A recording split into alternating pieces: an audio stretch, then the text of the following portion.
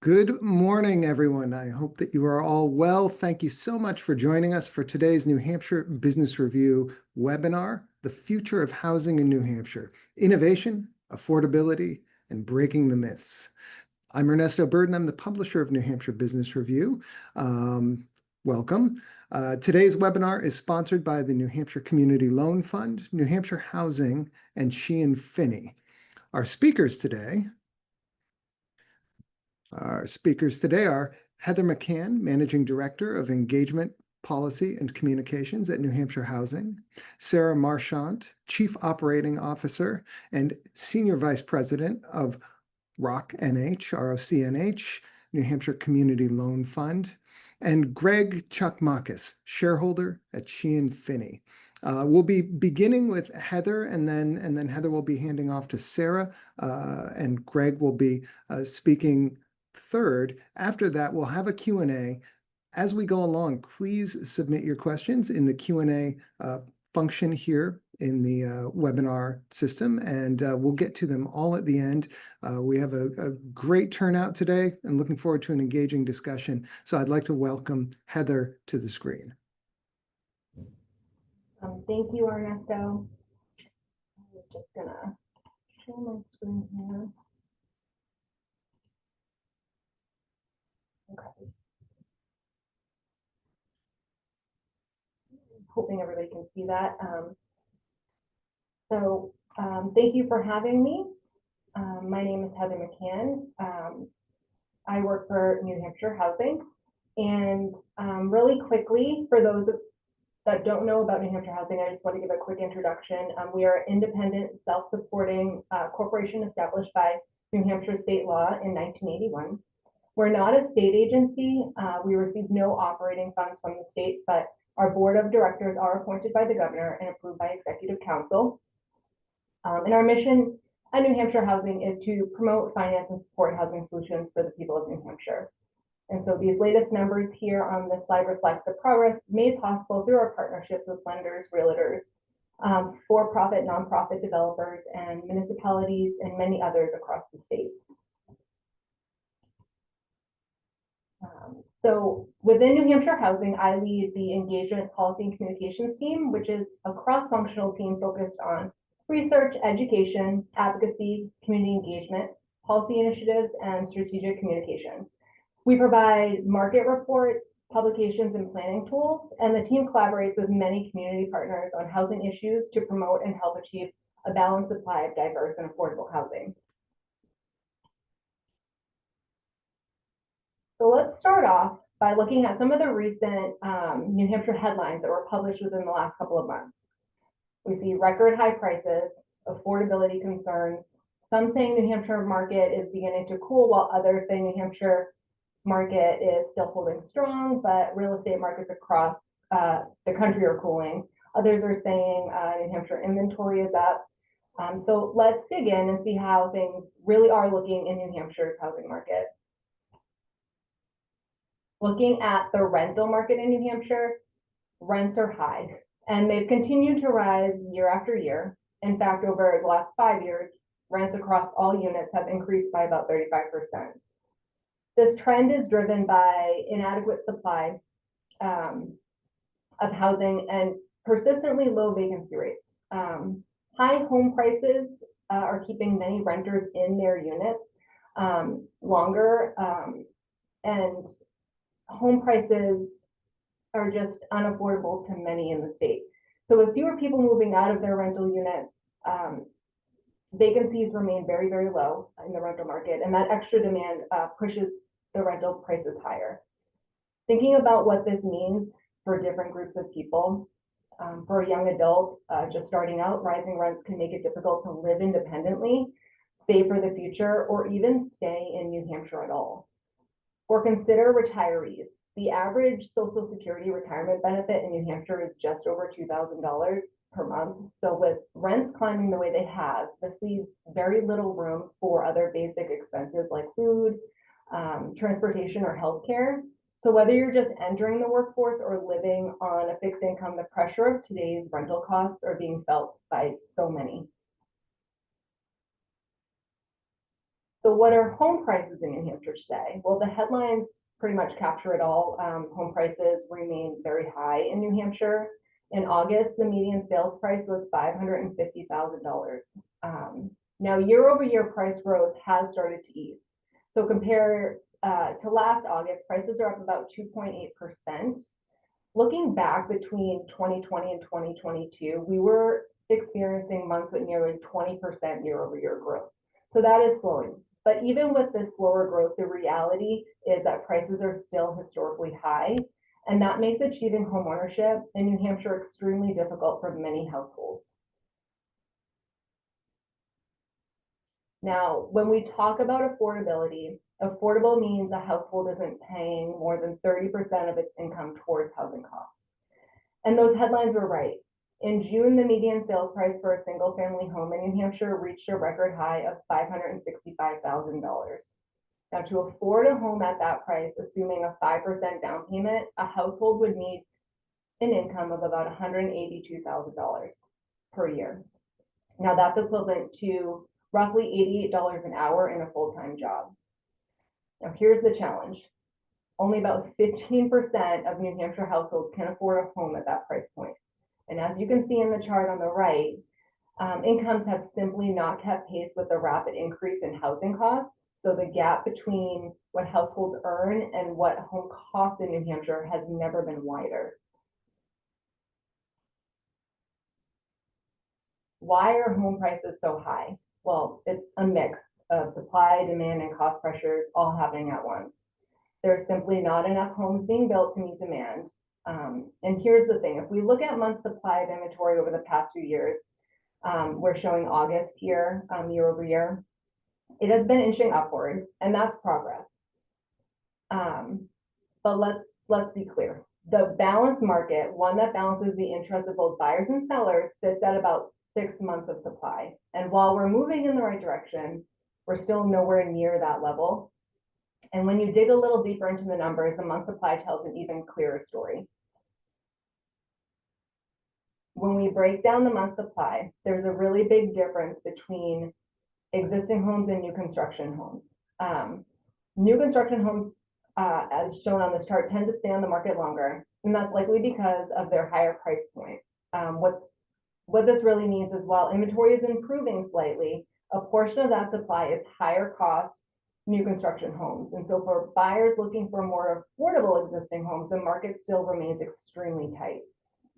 To put this in perspective, in 2025, the median sales price of a newly built home in New Hampshire has climbed to just over $700,000. That's a 75% increase from just over $400,000 in 2020. So this steep rise shows us something important. Even as new homes are added to the market, they tend to be larger homes at a higher price point, and they're just not easing the affordability pressures. So for the average New Hampshire household, these prices remain well out of reach. So why does this all matter? Affordable homes just aren't about individual households. They're about the health of an entire community and state. So when people can find housing that they can afford, local businesses can attract and keep workers, schools and services remain strong, the older residents can stay in the communities that they help build. Without enough affordable options, families leave, employers struggle to hire, and younger generations are priced out. So even if you personally are not struggling with housing yourself, the state shortage still impacts you. For example, hospitals across New Hampshire struggle to hire healthcare workers because they can't find housing that they can afford nearby. Now that shortage of staff leads to longer wait times or fewer services, impacting everyone, even those not personally facing housing challenges. So affordable housing supports economic growth, community stability, and quality of life. It's about ensuring that New Hampshire remains a place where people of all ages and incomes can live, work, and thrive. And so I'll end with this. We've seen both the rental and the ownership markets remain challenging, with affordability out of reach for many households. And some progress has been made, and that's great, but it's clear we need to stay focused on solutions. One promising area is manufactured housing, which offers a pathway to more affordable homeownership. So to tell us more about that opportunity, I will turn it over to Sarah. Thank you, Heather. Just wait for slides.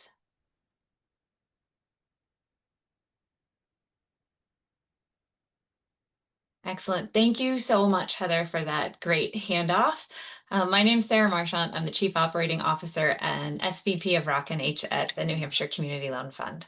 And what I'd like to talk about today is some of the good that's happening with attainable and affordable homeownership that we're not really paying attention to, and other options that are out there. Next slide, please. So what is the Community Loan Fund? Just as a backup for those of you who don't know, we are a nonprofit community lender. We serve as the bridge between people who are impact investors or donors, people just like you and probably some of you on this call today, to create a loan fund where we provide people, businesses, small family farms, and nonprofits with the lending, coaching, and guidance they need to become economically secure. We do this through our Neighbors Investing in Neighbors philosophy. So for example, instead of investing in a mutual fund, you invest with us for about the same rate of return, and we lend your money to your neighbors to allow them to reach their goals. We have a 100% rate of return to our investors in our 42-year history. Next slide. And as Heather highlighted, home ownership prices are higher than we've ever seen. The average home at, I think she said, $565 in June, and a new home construction at over $700,000. The Granite State, New Hampshire, has a long history of home ownership, and the benefits of home ownership are clear. If you own your home, you're building equity and generational wealth. You also have a more secure, stronger communities and better educational and health outcomes for our young people. Homeownership is a key option for our workforce as well. Next slide. At the Community Loan Fund, in our 42-year history, we have helped with some meaningful outcomes related to housing. Most importantly, I just want to highlight we've done about $412 million in affordable housing lending and protection of affordable housing. Next slide. So one of the problems that was highlighted so nicely by Heather is that home ownership is out of reach for many Granite Staters. But there are some options here, and ones that we've overlooked for many years. The stat from New Hampshire Housing is that we need 60,000 new housing units by 2030. Of those, when you look at the breakdown, 40,000 are home ownership units. We have a really long tradition and history of home ownership here, and we are pricing out our young families and our seniors and everybody in between from the option of home ownership. There are other options. So 7% of our existing housing stock of single-family homes in the state is manufactured housing. 20 years ago, the Community Loan Fund created the first 30-year fixed-rate mortgage for manufactured housing on its own land or within a resident-owned community.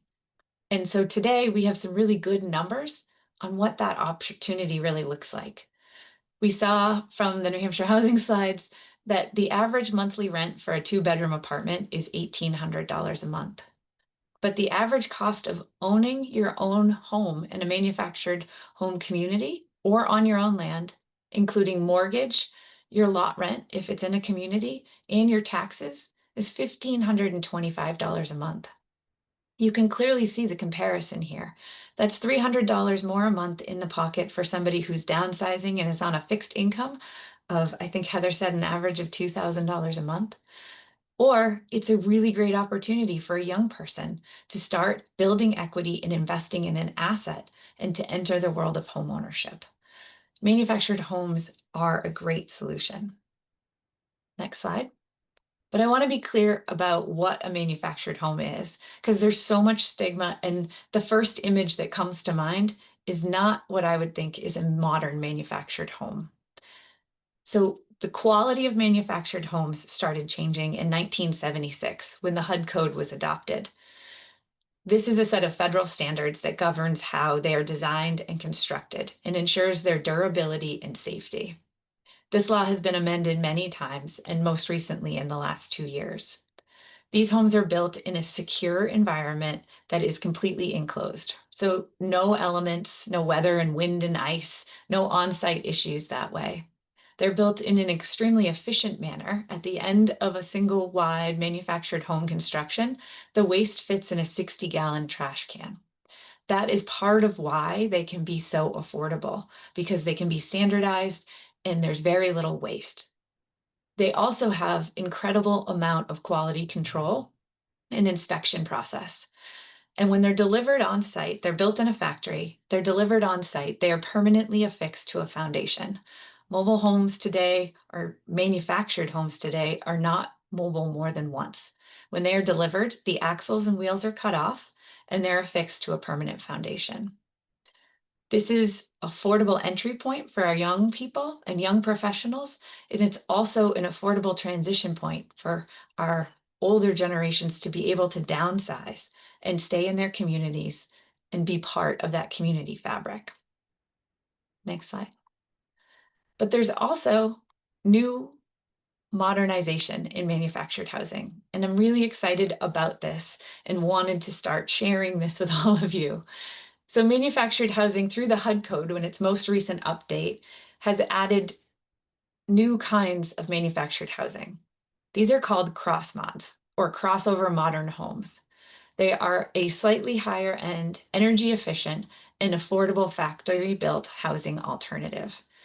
These homes are constructed in a factory with all the efficiency and savings of a manufactured home.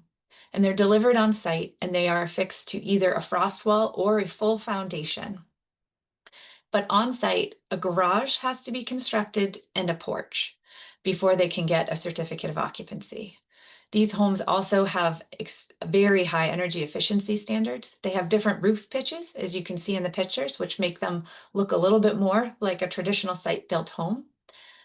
And they are, by law, they have to be appraised against another cross mod, or if there aren't another cross mods available, against a site-built home.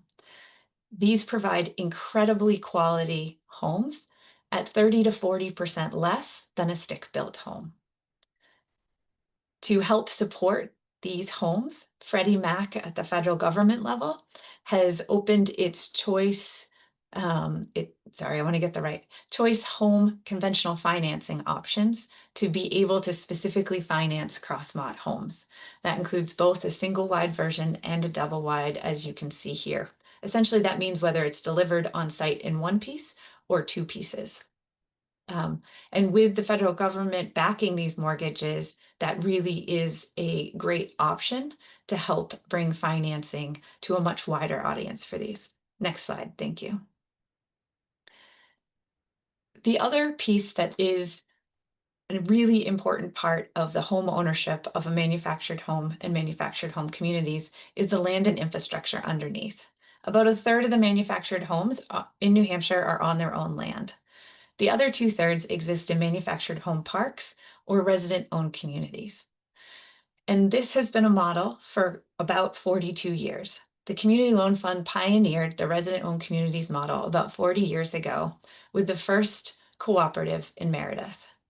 Essentially, a community, when it comes up for sale, a manufactured home park comes up for sale, the Community Loan Fund supports the residents to organize, evaluate the land and infrastructure underneath, and choose to support a purchase of their community. And then we provide the governance and coaching for them to run that community in perpetuity. That started 42 years ago in Meredith, New Hampshire, with 13 homes that were going to have to be removed to become condos, and people were going to be displaced. And that model has been so successful at creating a democratically run communities that today there's over 152 resident-owned communities across New Hampshire. They are located from Coos to Cheshire to Rockingham. And there's about 9,000 affordable housing units preserved in there that are home ownership options. What we are seeing today is a ton of pressure from outside private equity firms. Traditionally, manufactured home parks in New Hampshire have been run by family-operated businesses, by people and our neighbors right here in the Granite State. And they are complicated businesses. They're almost like your small municipality. They're responsible for roads, water, sewer, wells, septic, the whole gamut. They have annual budgets. They elect their board every year. They vote on their budget, and they vote on their capital reserves and capital improvements planning. But this model is under threat, and affordable home ownership and keeping lot rent stable is under threat by outside private equity. We've seen an increase, a very significant increase in paying over the regular pricing of lots in the past couple of years. About 10 years ago, the average price to purchase a community for the residents was about $40,000 to $50,000 a lot. The most recent community that you see a picture of here is in Derry, New Hampshire. They just purchased their park for $19 million, 145 homes. That averages out to about $120,000 a lot. And that means a significantly increased lot rent. So even though these home ownership, they own their homes and they have the security of owning the land and utilities underneath and managing that in perpetuity, there are significant pressures from the outside world on the costs of this housing as well. And so we ask you to help us think creatively about how we can help to support this kind of housing that really builds community in New Hampshire. Next slide. So to sum that all up, manufactured homes and the resident-owned community model are an important part of the solution to the affordable housing crisis. We need homeownership at all levels. And this is one that really does work at an affordable level, even for those comparable to rental prices. We need your help to reduce the stigma around manufactured housing and to be innovative and welcome these new ideas around cross mods and infill housing that provide a very affordable solution to home ownership. And with that, I would like to turn it over to Greg to look at the rental side of housing. Thank you, Sarah. And I'll just share my screen so I get my slides up.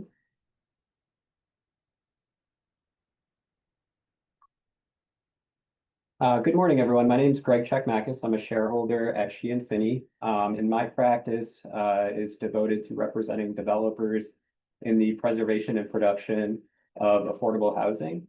And that primarily takes the form of multifamily housing development. And I guess these issues were highlighted by Heather and by Sarah, but I think it's worth underscoring on the rental side that housing is a kind of a statewide problem, and a recent poll that was conducted identified housing as the #1 issue facing the state. And I think part of that is because the affordability crisis affects everyone, and you can really feel it at home. And on a statewide level, only 13% of 2-bedroom rental units are affordable to the median renter household. And I think Heather had highlighted that affordable essentially means 30% of your income is going towards your housing. So that's a pretty shockingly low number. And here's a slide from a recent residential rental cost survey that New Hampshire Housing performed, and it kind of just splits out the affordability issues by county. And you can see there's some variation, but kind of overall, like I said, it's affecting the whole state, and we have a long way to go to kind of meet our affordable housing needs. So what are the tools in our toolbox to kind of help address this problem? And the one that I work with the most and have the most experience on is the Low-Income Housing Tax Credit Program. It's a federal program that was created back in 1986. It's really the only affordable housing production program of material scale. As you can see on the slides here, throughout its history, it's generated over 3.5 million units since that 1986 inception, and it generates about 100,000 units annually, which is great progress. And at the state level here in New Hampshire Housing allocates these tax credits on a competitive basis to developers. And the rules for distributing those and complying through that application process are memorialized in what's called a qualified allocation plan. And I'll talk about kind of the ownership structure and how these deals come together. So the two key parties are the developer and the equity provider. The developer is a diverse group. There's for-profit developers, nonprofit developers, housing authorities, and a combination of those two through joint venture efforts.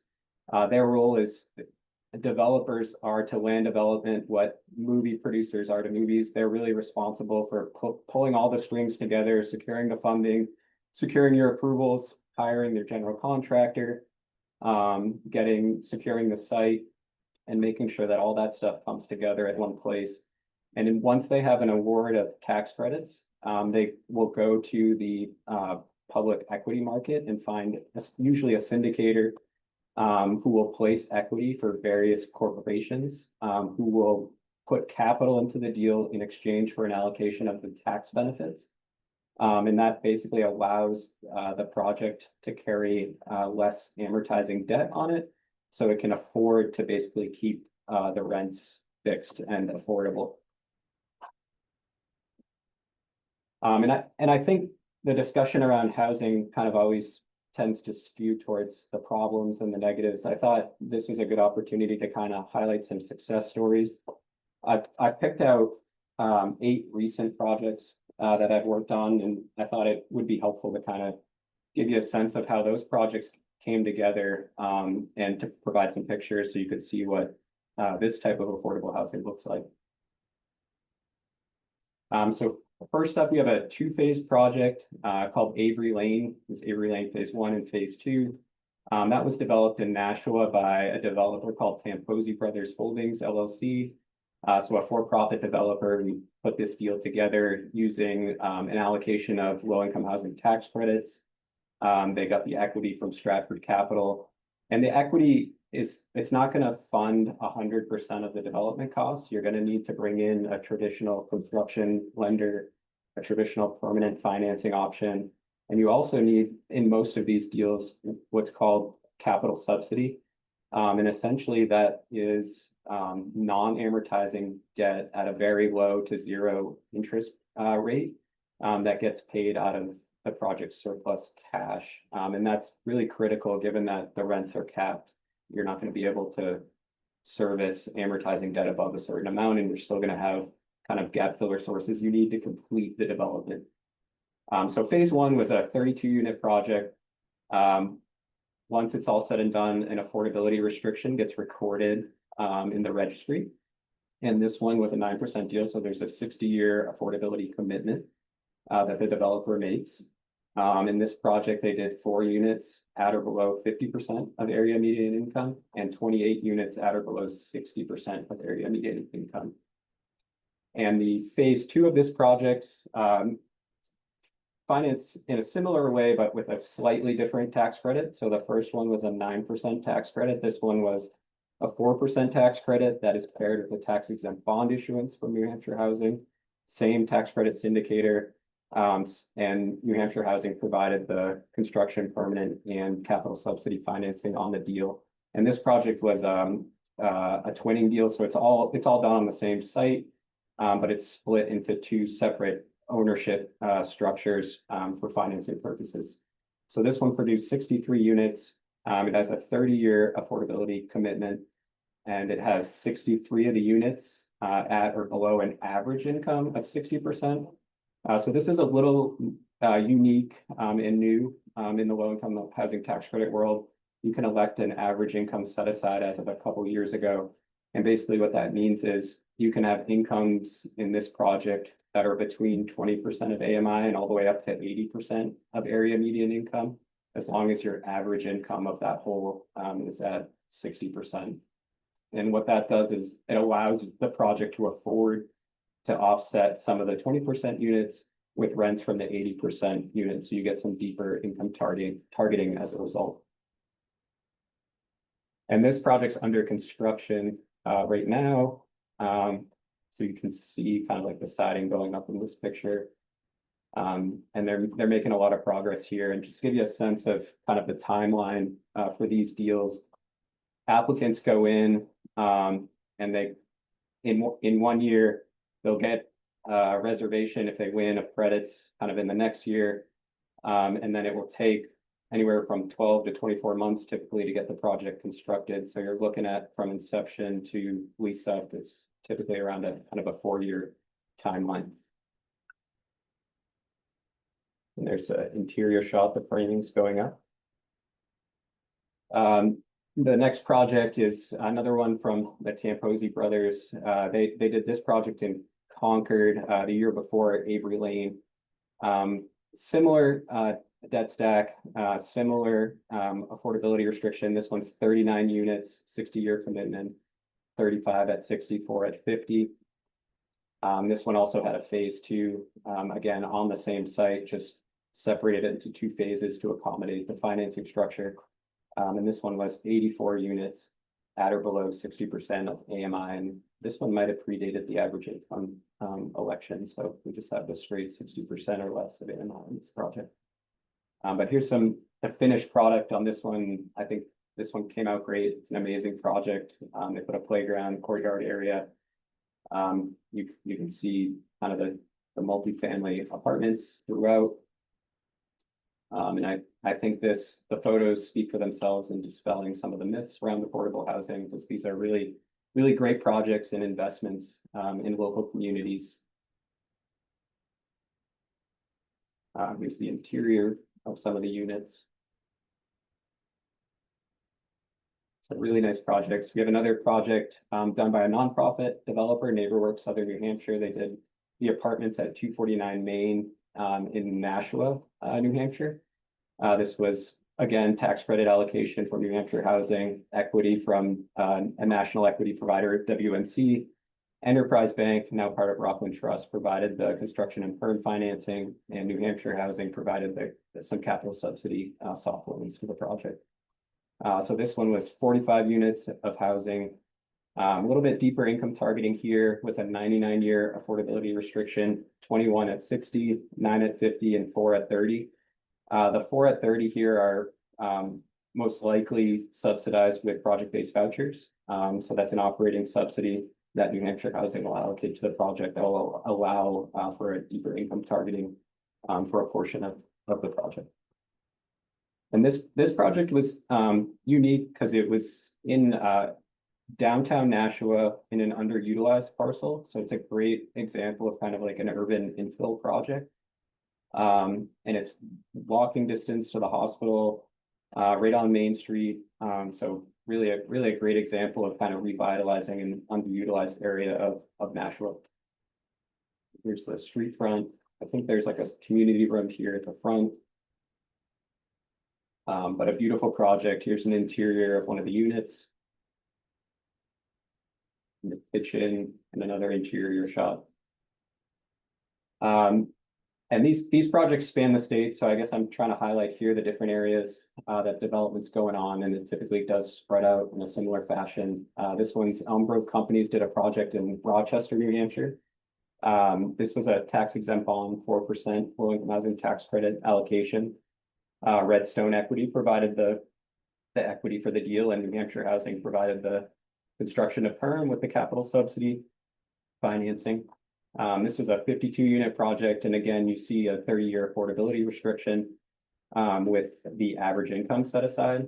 So again, incomes ranging from 20% all the way up to 80% in the project, as long as we're hitting that 60% average. And here's an interior, I have some interior photos of the model for this project that just wrapped up not too long ago. Bedroom, bathroom. I did want to provide, they're not all tax credit projects, although it's given the funding sources that are available, it's very, very difficult to do a project without low-income housing tax credits. Here's an example of a project that was able to do it. This one's called Haven at the Falls in Dover. This was developed by the Dover Housing Authority, and it's a partnership with the Haven, who's the largest domestic and sexual violence prevention agency in the state. And this is a supportive housing project. So they provide permanent supportive housing for domestic violence survivors and their families. And it's a 6-unit project with construction, permanent financing, and some capital subsidy funding from New Hampshire Housing. And this project just celebrated its ribbon cutting a few weeks back, I think. So here's some pictures of that ribbon cutting. And a great little project that I think fits in nicely with the surrounding community. And then the last project I wanted to highlight was Davis Ridge, another nonprofit developer, Catch Neighborhood Housing. Again, tax credit allocation from New Hampshire Housing, RBC providing the equity, Eastern Bank providing the construction and perm financing. 48 unit development with a mix of incomes here as well. 12 at 30% AMI, 11 at 50% of AMI, and 13 at 60. And then they also have, I won't call it a market rate component, but there are 12 units that go from 60% AMI to 140% of AMI. And here's some pictures of it under development, which it's now finished, but some of these pictures are a little dated.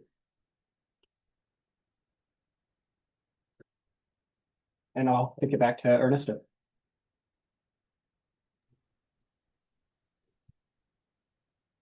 Thanks, Greg.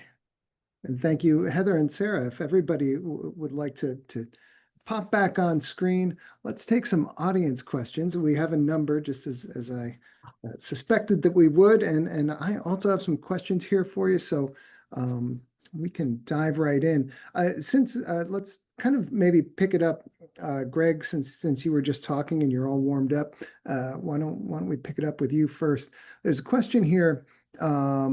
Is SB 281 going to provide a lot of land supply for housing? The commenter says they think it will. What do you think? And that's something that is going to go into effect in January, right? I can't speak to that. I don't have expertise on that specific bill. But I do know that the legislature was busy at work in the past session. They passed a slew of bills for affordable housing.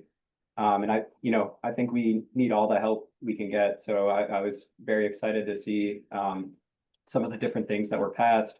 One thing on the LIHTC side of things that we liked is they amended the existing statute that provided for a special assessment of LIHTC properties to help give it some relief on its property tax obligations.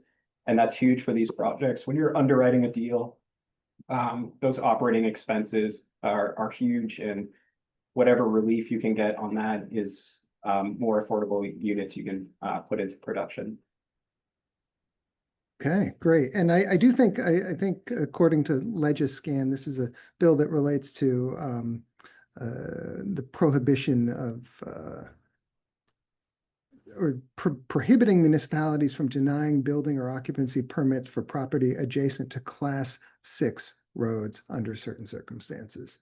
So hopefully the commenter is right and it will free up some land for housing. What is being done for the extremely low income and poverty level individuals and families that have 10,000 to 14,000 annual income for them to afford an apartment that do not have a housing subsidy and are getting priced out of their current apartments or are currently homeless due to rents being so high? And anybody, I think, could take that one.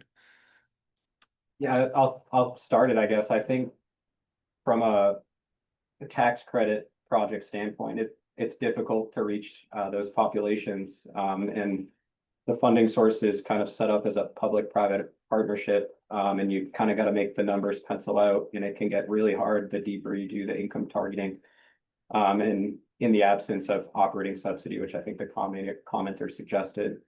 So I think they've done some things. I mentioned the kind of the average income set aside that allows you to kind of bring in some higher income units to offset some of the lower income units. So that's one thing that helps a little bit. And I think another thing is, I view this kind of as a supply crisis, and the more we add to supply, hopefully it's going to bring like downward pressure on pricing of other units. But specific to the LIHTC program and multifamily housing development, it's a tough nut to crack. And as much as we'd love to do deeper income targeting, it's hard to kind of make it pencil out without project-based vouchers or otherwise. One of the parts of your answer there tied into a question that I had for Heather as she was showing the slides and the charts around the rental market. And what I wondered was, in some places, like I think here in Manchester, a lot of building going on of apartments, a lot of them are expensive. when you add a lot of luxury apartments to a market, does that help drive down the price of more modest places that upper income people were taking because there weren't any other places to take? And is that part of the solution? I think all types of units at varying price points are what we aim for, both in rental and homeownership, because people need different things and they need options, right? But it's the people that are at the very low income, these poverty levels, that are feeling this housing crunch the most, and it's impacting these folks the most. So with luxury apartments, while it adds supply, and there may be some movement amongst rental units, it's not, we're not seeing enough movement to help people at the lower end. It's not freeing up enough units for folks to be able to afford. Prices are still going up, and the other pieces, like we have at New Hampshire Housing, as well as local housing authorities, have housing choice vouchers to help people at very low income, to help subsidize their housing costs. And it's a great program. The challenge with the program is there's just not enough funding to help as many people that need help with their housing costs. And so as rents get more expensive, the funds that we have to help with the voucher program, they don't go as far. So you help less people than we would like to help. So it's a really big challenge. I feel like the housing crisis in the state impacts everybody, but it's impacting these individuals at the lower income level and the poverty level the most, and it's hitting them the hardest. Okay, thanks. Sarah, the question here from the audience related to manufactured homes. Questioner wonders, if manufactured homes are fixed in place, how do lenders view leased lot sites? It seems there's a possibly higher risk of abandonment if the landowners sell out. Maybe unpack that question a little bit. Sure. So part of the reason, so yes, they are fixed in site. And about 40 years ago, when we started, the state of New Hampshire was the first in the country to create a right of first refusal. And so when a park goes up for sale and there's a bona fide purchase and sale signed offer, so there's a market rate offer on the table, the residents are notified and they have the opportunity to choose to purchase and match that offer. And so, yes, there is that fear. If in the case that a property was going to be redeveloped, there's an 18-month notice period. That is tough, and that's why there are not a lot of lenders in this space. Once a community buys it and it turns into a resident-owned community, they have permanent lot leases. So there is no danger of that anymore at all. And as they only vote to increase rent when they have an operational need to do so, those rents stabilize very quickly and stay very low. And I do think the key piece here is that manufactured homes have also appreciated in value faster than a stick-built single-family home over the last 5 years. So these are appreciating assets. That is bringing some lenders to the table, but there are limited options if it is in a manufactured home park for lending. On your own land or in a resident-owned community, there are more options for lending. Okay. And one other question about manufactured homes. Audience member wonders, modular homes are built in similar conditions as manufactured homes. How are they different? Yeah, that's a great question. So manufactured homes are built to the HUD code, which we talked about in the presentation. Modular homes are built to the IRC, or the International Residential Code. So they are to two different code standards. And so that is the fundamental difference. That difference is codified into state law, and it is codified into your local zoning. So they are zoned differently because of those different definitions as well. Okay. A question for, I think, Greg, presumably, related to the low income tax housing units. Questioner wonders if those units pay discounted taxes to the town after they're built. So there's a special assessment formula for that you can elect into. So it's supposed to take into account the fact that there's a land use restriction agreement that caps rents at a certain level. So essentially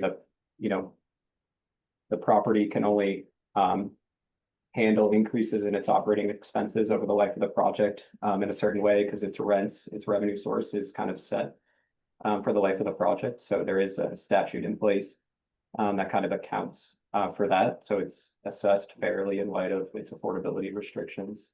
So there's perhaps a discount off of what a market rate multifamily project would pay, but it still pays its property taxes like other multifamily projects. Okay, thanks. Let's see. I'm going to read this whole question, and I think this is open to all of you. I work for a nonprofit that supports and advocates for survivors of domestic violence and sexual assault. Finding affordable housing for survivors is one of our biggest challenges. We currently have a temporary shelter, and we are looking at building permanent housing for survivors. Any advice or organizations that could help us with this project? The costs are so high in New Hampshire that it has been hard to navigate.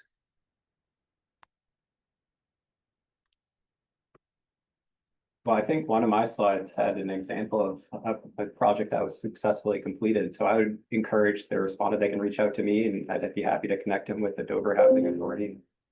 They were very successful in that project and were able to figure out a way to make it pencil out. So I think there is a path, and would be happy to make the connection.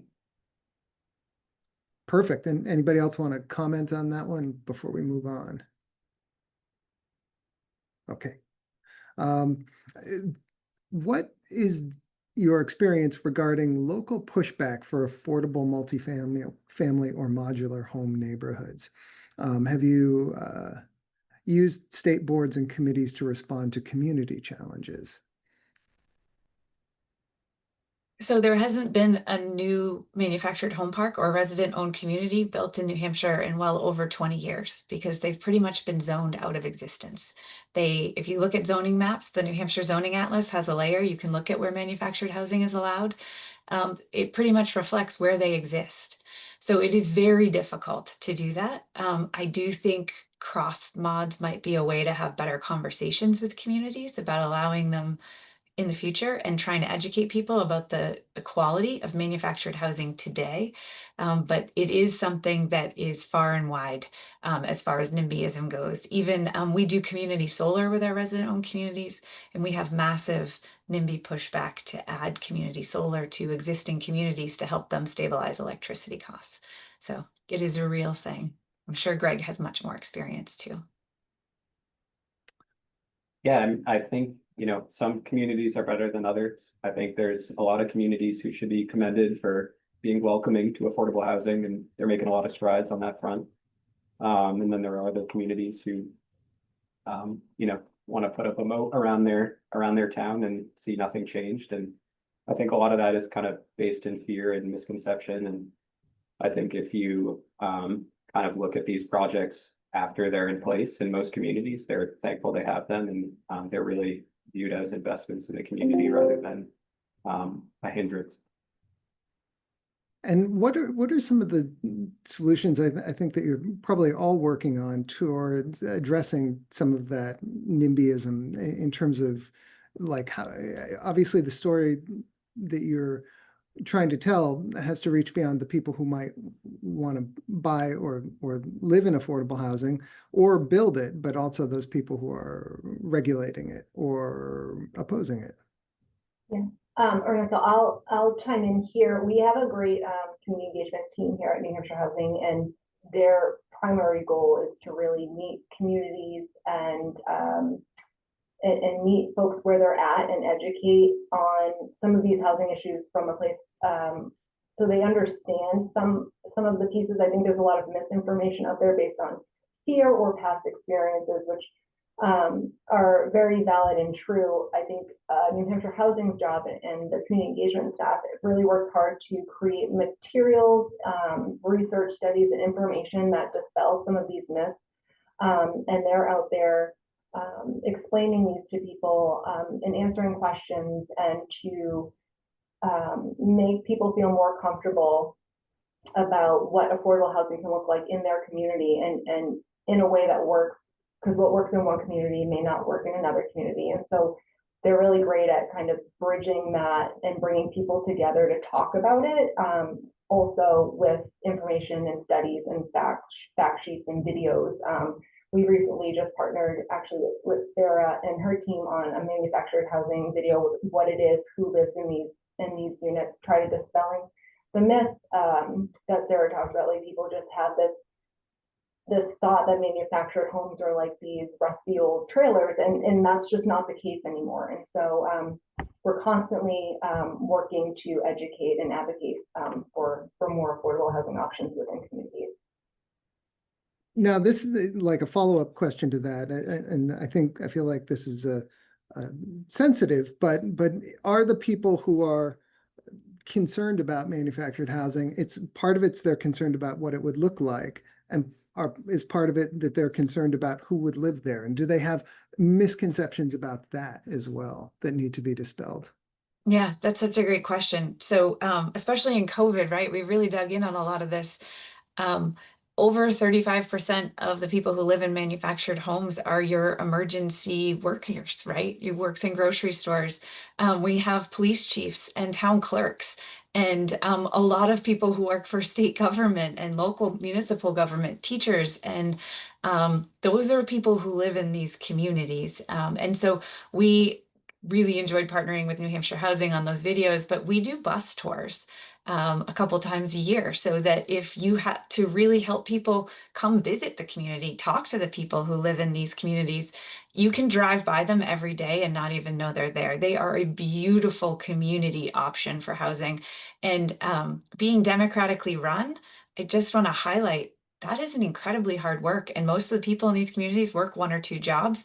Some are retirees, and they have to run this community, right? They're voted in just like a board of selectmen. They have an annual budget to approve. They have capital improvements and road paving and water system replacements to manage. And so it really isn't the myth of what it used to be.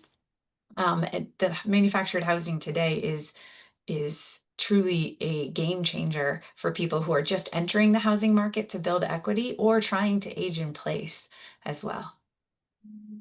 Great. Question here. I want to read the question, but then also invite you to expand more on ADUs in general, because we didn't talk as much about those today. Since ADUs have been provided more access in the state, does the Community Loan Fund provide access to funds for ADUs? And then let's also just talk about those as part of the solution.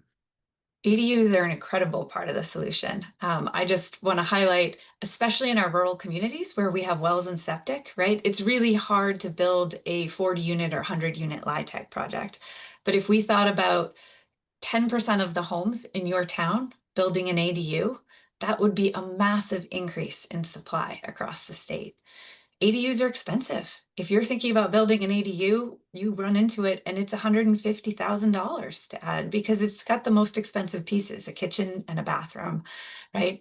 There are some incredible banks that do provide lending for ADUs. And I don't want to name the ones in my head in case they're wrong, but I'm sure we can get a list to you. There's a couple in the Seacoast area specifically that do provide funding for ADUs. The Community Loan Fund does not at this time, but they are a really important part of the solution to adding supply for housing crisis in New Hampshire. Great. Thinking about all of the solutions that you've brought up so far, if you could wave a wand, each one of you, and change one thing here, like within the laws of physics and what would be a thing that would really move the needle here? If the legislature changed something, if the way that banking worked, what would you change?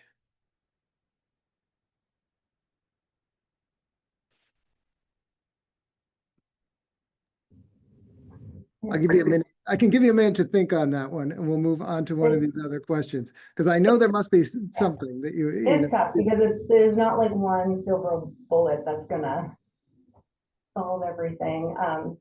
So maybe I can cheat and do 2. One would just be allowing, and I think it's educating and talking to people at the local municipal level, working to allow for diverse housing types. I think zoning and regulatory challenges with development and making things other than a single family home that's 2,500 square feet. Like, I think we have to have the flexibility in communities to have more denser development and different types of homes to meet the different needs of people. And so I think if we could figure out a way to make that more easily done, that would be wonderful. I think the other piece that's huge too is it's funding. You need funding, especially for affordable housing, especially rental units. Like, there's subsidy that needs to offset the cost. Things are really expensive, and so it's funding and allowing for diverse housing types and development.